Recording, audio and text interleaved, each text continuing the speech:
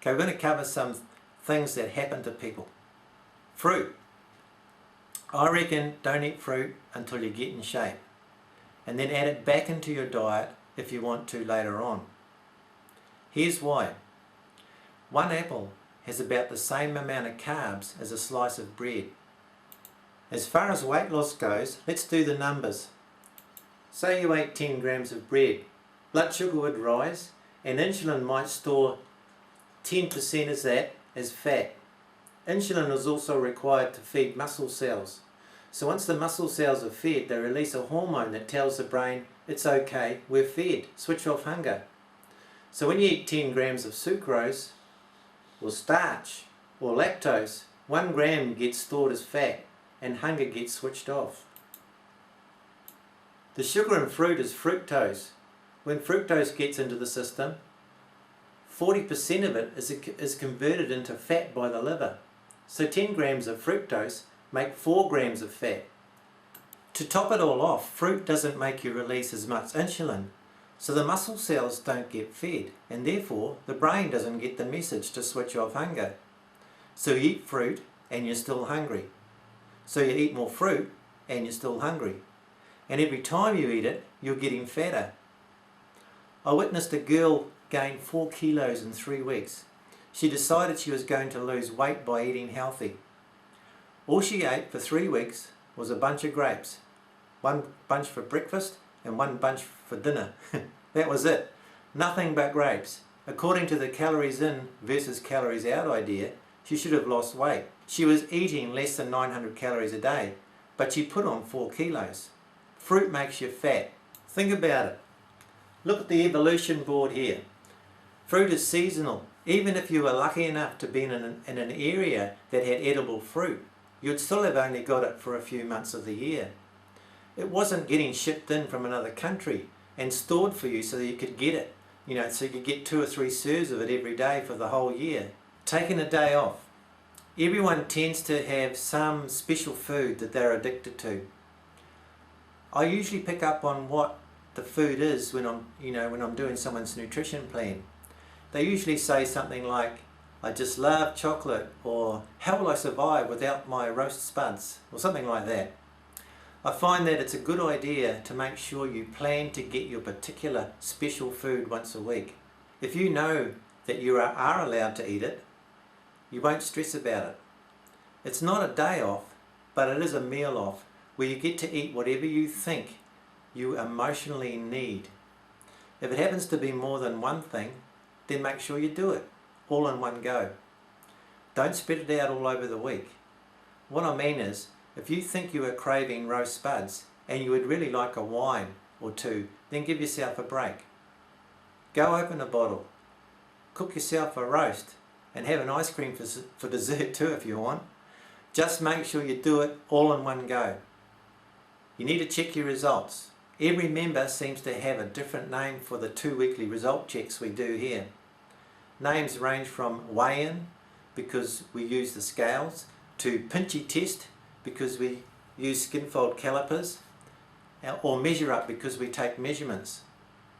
Mostly it's called the fat test, because we calculate how much fat you have lost. I find that 2 weeks is the maximum amount of time to wait between fat tests. If you are a member, make sure you don't miss a fat test, even if you don't think you've done well. Almost every time, no matter how bad a person thinks they have done, when they turn up for the fat test, they are surprised to find it wasn't so bad after all. It's then you realise how negative we can get sometimes. One of the reasons we do the checks is to keep you on track or help you get back on track. I can't stress enough how important the checks are, especially in the first 6 weeks. I am deliberately repeating this, but one of the mistakes people make at the beginning is they jump on the scales at home every day. If you are doing your own measurements, then weigh yourself at the start, but don't do it again until at least 4 weeks. It's way better to measure yourself every 2 weeks. Negative comments. When you get in shape fast, people notice. Some people don't say anything. Some people say positive things and others say negative things. Strange as it may seem, the most negative and unhelpful comments can come from the most caring of friends. Here you are, losing weight, feeling great, and starting to look real good, and next thing someone says, "You shouldn't lose weight that fast. It's not good for you." Or, "You've lost so much weight. Are you ill? Or do you have cancer?" Or how about, "Don't lose too much weight. You'll need something to come and go on when you get sick." Look, you can lose as much fat as you want, as fast as you want, so long as you are not losing muscle. For some people it comes off faster than others. Your body knows what it's doing, so trust it. If you are nourishing yourself and you're not hungry, you are fine. You can't blame your friends for worrying about you though. Probably the only time they saw someone lose weight fast was when they were sick, so they would naturally assume something was wrong with you too. I see people losing weight all the time, but they are all getting healthier. Missing meals. Here is something that will help you get over the fear of not eating every 3 hours, or the fear of missing meals. The eating every 3 hours idea came about from the belief that we needed carbohydrates for energy. So they thought that eating lots of small carbohydrate meals would keep our fuel tank topped up. The truth is, we don't need carbs at all. Our bodies prefer fat for fuel. It has used fat for fuel for about 2.5 million years. The average New Zealand woman's fat percentage is about 25%. At 75 kilograms, she will have more than 18 kilograms of fat. Now every kilogram of stored fat is 7,700 calories. So that's 144,000 calories of spare fuel just in case you miss a meal. That's enough to fuel you for 96 days. Honestly, is your metabolism really going to slow down if you skip a meal? Is it going to slow down if you don't eat for a day? No way. Lots of people regularly fast for 1 or 2 days. It's actually really good for you. In fact, it is supposed to happen. A well-nourished man can live from 50 to 75 days without food, provided he is not under physical or emotional stress. Fasting and detoxing. While we're on the subject of missing meals, let's take a look at fasting. I have also included detoxing here as well, because fasting is actually the only way to detox fully. What I have found over the years is that detox pills and potions are just a waste of money. The only time you will ever detox or get stuff out of your body is when you stop putting stuff into it. Every night when you are asleep, you are detoxing because you are not eating. Also, when you eat what I call clean food, you will naturally detox slowly over a period of time because there is less junk going in, and each night the toxic load in your body will decrease. By clean food I mean grass-fed New Zealand beef and lamb, free-range chicken, wild-caught fish and organically grown low-calorie vegetables. Most clients who follow my nutrition advice lose weight steadily until they reach their goal, but others can sometimes reach a plateau that they can't get past. Sometimes this is just a long-held unconscious belief that they are big-boned or that they will never be a thin person, and it's holding them back. Emotional freedom technique usually takes care of that, but sometimes it really is something physical. Toxic compounds that enter the body can't be left to circulate around for too long because it causes a lot of damage. So if your body can't get rid of it immediately, it will just store it away somewhere. Your fat cells are the perfect toxin storage site. In fact, fat cells that hold the toxins will be marked so that they are the last cells to release back into circulation.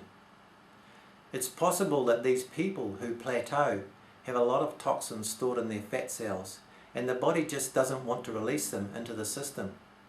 When I get someone to do a 3-day fast, they usually get headaches and aching muscles for the first couple of days, as the body releases the fat stores that have the toxins in them. By the 3rd day they start to feel better. Those that carry on fasting until they get hungry tend to get more energetic each successful day. Sometimes they get so energized they feel as though they have to get outside and go burn some energy off somehow. I'm still very cautious about using fasting. Remember that for every action there's a reaction rule. Well, I have seen people lose 5 kilos in a 3-day fast. But what can happen is they think, wow, that wasn't so as hard as I thought. I'll do another fast next week and I'll lose another 5 kilograms. Big mistake. The body isn't stupid. As soon as you start fasting next time, your body will react. It can make you so hungry that you just can't do it, and then you feel like a failure. Then you might start eating comfort foods, and next thing you know, you're back where you started. I reckon use fasting for a plateau breaker. Once you've tried all the other possibilities, and then leave it at that. Maybe you could try another fast a year later if you think you need to detox some more. But otherwise, all you probably need right now are some good antioxidant supplements. Under the PDF tab on the BodyBuzz website, there is a 21-page document on the facts about fasting by Dr. Herbert Shelton, who supervised the fasting of more than 40,000 people over a period of 50 years. It's real interesting reading, and it breaks a lot of myths that we have about missing meals. Okay, the best exercises for fat loss. Just reminding you once again that cardio exercise doesn't burn as many calories as you thought. And the biggest problem with cardio exercise is it makes you hungry. I promised to show you which are the best exercises for fat loss. Remember that for every action there's a reaction rule. Well, if you do high intensity exercise like sprinting or weightlifting, you burn sugar for fuel.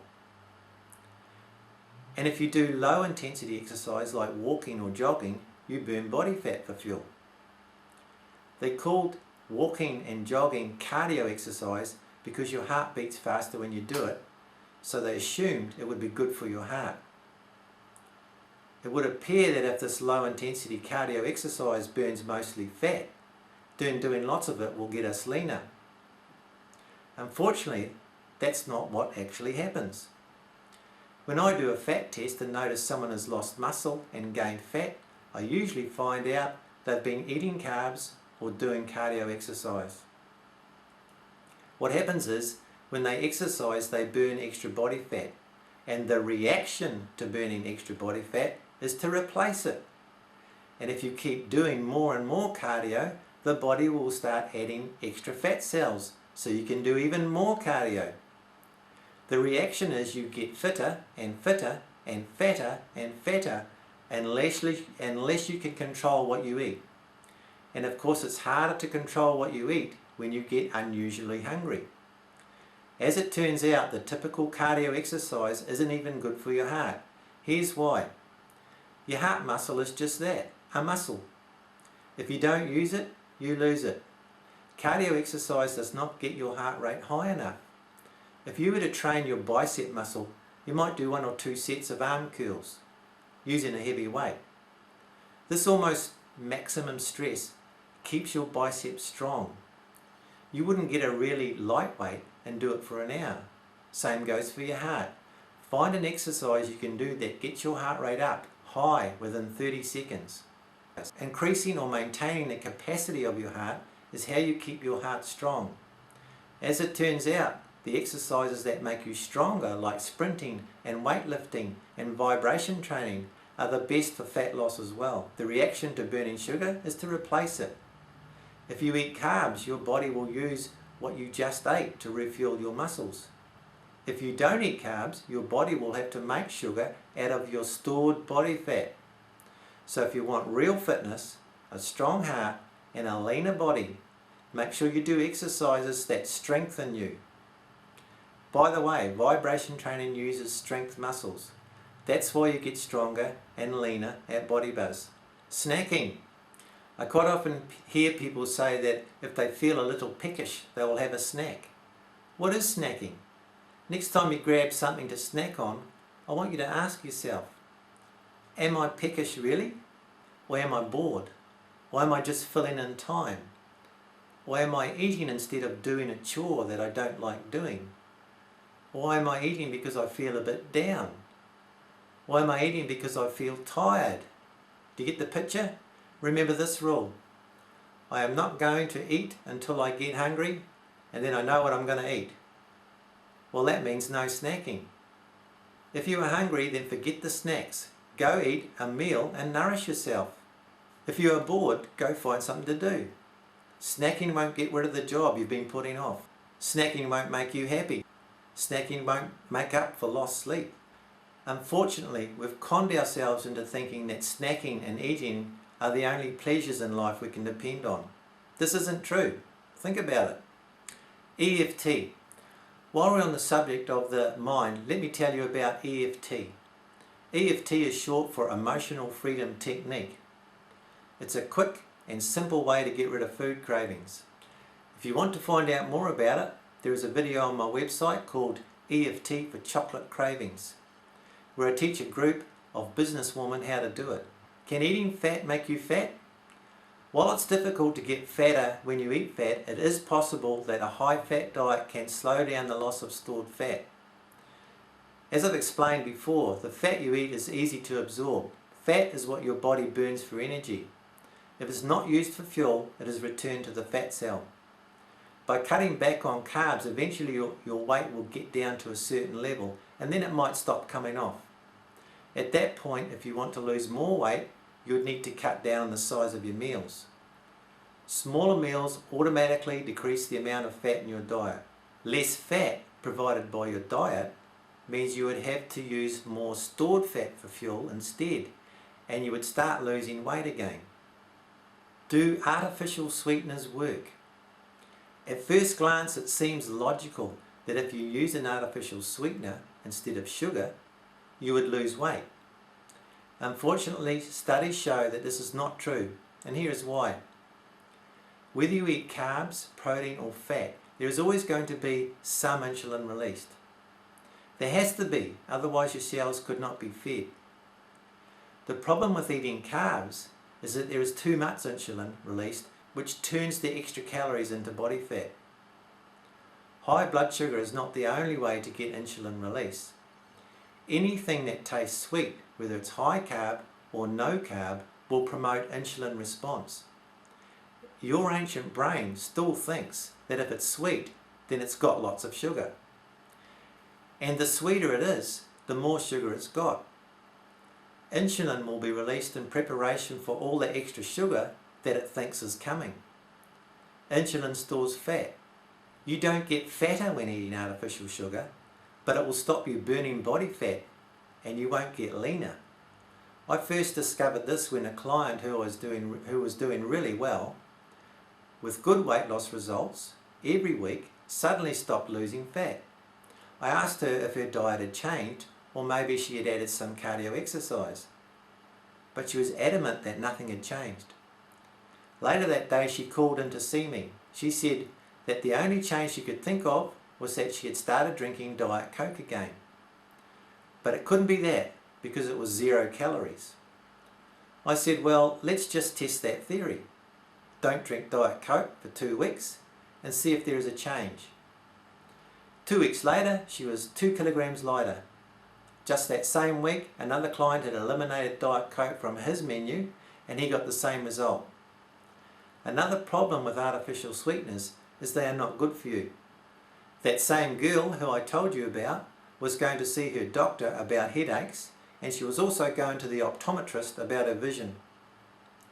When she stopped the Diet Coke, all those symptoms went away. The artificial sweetener in most diet drinks is aspartame. Potential health effects include cancer, asthma, headaches, dizziness, anxiety, memory loss, depression, insomnia, blindness, diabetes and seizures. Not one of the healthiest choices you could make. Diet pills and potions have been coming and going longer than I've been in the weight loss business. When my clients want to try a new diet pill, I test their results. I tested some out on myself as well.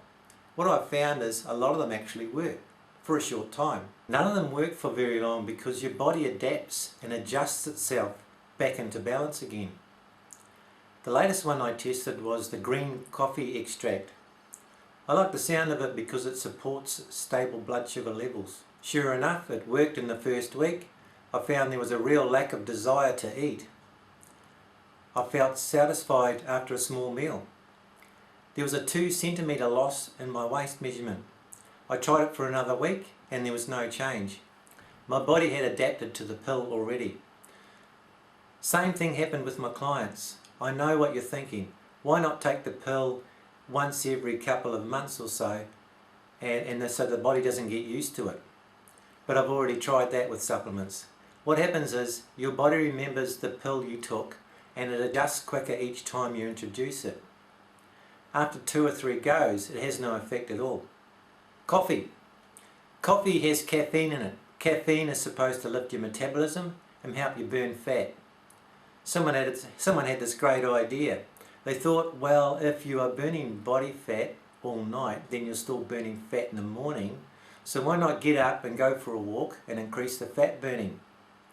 But even better, why not have a strong coffee 30 minutes before your walk? Then you will burn even more fat. Well, it actually works for some people, but not for very long. You see, the coffee trick only works for people who don't drink coffee. When you begin to drink coffee, you get the effects for a little while. But just like the diet pills, your body is going to adapt and adjust itself back into balance again. And then the caffeine trick won't work anymore. Now, if you were already a coffee drinker, your body would have long ago adapted. So a coffee in the morning is not going to make a scrap of difference. That's why it only works for some people. I can tell you from experience that coffee is not good for you, and in the long run it will actually stop you losing weight. And because of the effect it has on your liver, it could even make you fatter. The food combining diet. When you eat food, your stomach produces acid to break it down. Then the food is moved into your duodenum, where it secretes sodium bicarbonate to get the acidity down so that the acid food won't burn your intestines when it gets to there. The small intestine is where you absorb all the goodness from your food. The food gets less and less acid and more alkaline as it moves through. When you eat meat, your stomach produces plenty of acid and pepsin to break down the proteins and fats. But when you eat something starchy like potato and kumara, your stomach doesn't need to produce as much acid to break it down. The food combining diet says that you should not mix spuds with meat, as it will stop the stomach producing enough acid to break down the protein and fats, which means some of the food won't be broken down enough by the time it gets to the small intestine, and that can cause a lot of problems. This diet is actually one of the few that actually makes any sense. Think about our Stone Age ancestors again. When the animal they had trapped was cooked and ready to eat, do you think they sent someone off to go get some green leafy vegetables to go with it? Would any sane carnivore turn its back on meat to go get some leaves? No way. You will notice that when we make our nutrition plan, we cut out the high calorie carbs. Well, a lot of the foods in the high calorie list are the starchy ones, so in effect we are kind of doing the food combining diet by default. We're actually doing the low GI diet by default as well. I think one of the reasons people feel so good so fast on my diet is that the food gets broken down and digested properly. A lot of people get indigestion. It's because they either aren't producing enough acid to break down the food, or they are getting too many carbs with their meal. Most of the time when they start eating properly, indigestion goes away. Another thing that stops your stomach from working properly is drinking water with your meal. If you drink water with your meal, you are diluting the acid in your stomach even further. Give yourself a chance to digest the food before you drink anything. Remember, a small meal will digest faster than a big one. Big meals are really hard on you. The alkaline diet. When you eat fruit and veggies, an alkaline byproduct is produced, and you can actually measure that in your urine. Foods like meat, grains and sugar produce an acidic byproduct when you eat them. Someone decided that if the pH of your blood was slightly more alkaline, you would enjoy good health. They figured that if you ate less of the acid producing foods and more of the alkaline producing foods, then your blood would be less acidic and you would be healthier. The trouble with this theory is that the pH of your stomach has absolutely nothing to do with the pH of your blood. No food can change the acidity of anything in your body except your urine. Anyone who tells you that certain foods or a special supplement will make your blood more alkaline does not understand nutrition. Your bloodstream and organs control acidity at a very narrow range. Anything that changed acidity in your blood would make you very sick and could even kill you. So if you didn't die from that big fat juicy steak you had last night, it's probably safe to say that meat is okay to eat. The blood type diet. Peter D'Adamo wrote the book called The Blood Type Diet. It's based on the belief that you should eat foods according to your blood type. He reckons that if you are an O blood type, then you have the oldest blood type, so you should not eat grains, and for exercise you should do aerobics. If you have A blood type, you should become a vegetarian and meditate. If your blood type is B or AB, he also has diets for that as well. Unfortunately for him, he got it all wrong. As it turns out, O is not the oldest blood type. ABO blood type is the oldest blood type at about 6 million years.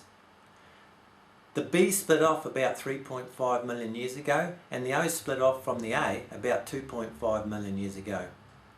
A hematologist is someone who studies blood and nutrition. To them, the theory of linking blood type to diet is ridiculous. It has no relation to reality. The genes for blood type have nothing to do with the genes that handle the food we eat. What happens is a lot of people try these diets and some of them actually get results. For instance, if you were type O and you were also gluten intolerant, but you didn't know that you were, and then you stopped eating bread and cereal because you weren't allowed to anymore, then of course you're going to feel good. I could go on and on about diets and nutrition and exercise.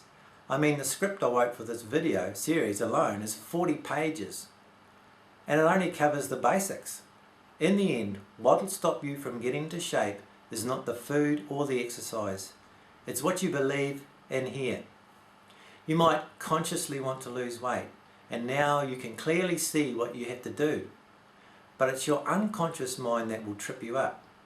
If when you were young, you unconsciously downloaded a belief that to leave something on your plate is a waste, then no matter how full you are at the moment, your unconscious mind will make you eat everything on that plate anyway. On the other hand, you might eat every last thing on that plate because you are still unconsciously trying to please your dad. And he died 20 years ago.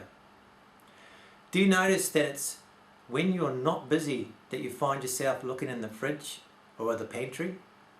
Maybe you're just looking for something to stuff down some emotions that you would rather not think about. Food is a useful emotion numbing device. It's like alcohol and drugs. Maybe when you were young, your unconscious took on a belief that getting fatter would create more distance between you and another person that you were afraid of. Stay big and keep safe. Maybe you've just got to have a chocolate bar every afternoon, even though you know you're not hungry. What's the belief that makes you do that?